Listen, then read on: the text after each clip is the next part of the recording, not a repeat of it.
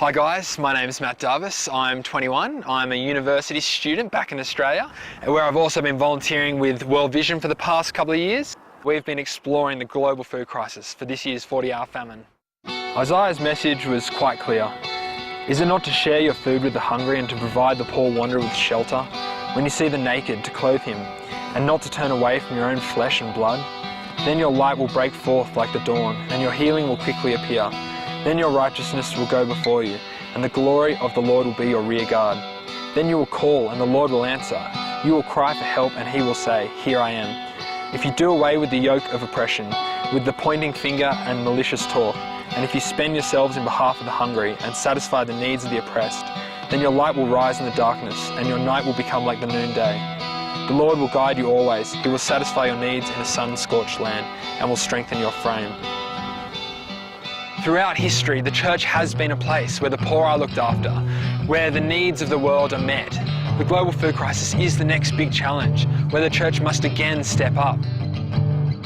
We're up on this roof speaking about community, and really it started to drive home a couple of things for me. When the church was in its early days, the reason it was able to stick together and grow was because they understood community. They understood what it meant to come together as a group of people, living out a way that they had been told about, and to function and to keep going forward in a time where they were living in an occupied territory, where there was rural poverty, very similar to this. They did just that. We read in Acts that the different followers would bring together their possessions, they would bring together their harvest and lay it at the feet of the apostles, and then it would be up to the apostles to divvy it up. We read that there was no one in need at that time. And I think we've strayed from that because we've got possessions and we've got material, and sometimes we think we can do it on our own, and it's often become a culture of how can I get ahead, or what do I need from other people, rather than what can I contribute back to other people. And that was really at the centre of what Jesus came to preach. And if the church is supposed to be the embodiment of Jesus and his lifestyle, then surely there's something to learn from what's going on here. For Lala's grandfather, in 1 year, drought has killed the crop up here, and flood has washed away his field down here, and it's no telling when the rains will come again. Sarita's family doesn't have any land to grow crops on, so they have to buy all their food from the market.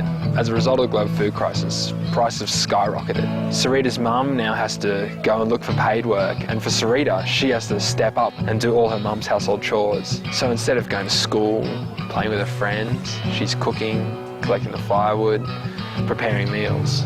That's a lot of responsibility for a 10-year-old girl. If we are really going to live our kingdom come philosophy, if we are going to be the hands and feet of Jesus in the modern world today, we need to be taking action on these issues.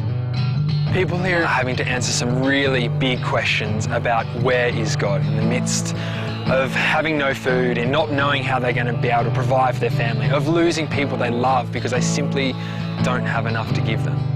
We need to engage with the stories that we've heard out in Nepal, and to engage with the stories of families that are suffering the burden of the global food crisis, and find out, how do we respond?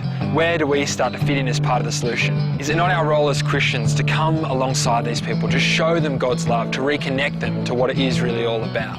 We know all the statistics, we've heard some of the stories, and it really can seem overwhelming. But when we strip it all back, isn't it just what we hear in Micah 6:8? What does the Lord require of us? But to act justly, to love mercy, and to walk humbly with your God. I think we really need to reach a point where we realise all this stuff about fighting injustice and about poverty and the message that Jesus had to spread around it isn't just some add-on part to our faith. So many times when we're looking to search out God or to know where he is in the world, and we're asking the big questions about why is suffering, it's really quite simple. God just asks us to mirror his son, to come alongside the poor, or anyone who is in need for that matter of fact, and just to show them his love and the compassion that he had for them. By doing the 40-hour famine, you are doing what it is that God wants us to be doing here on earth. So do something real and do the 40-hour famine.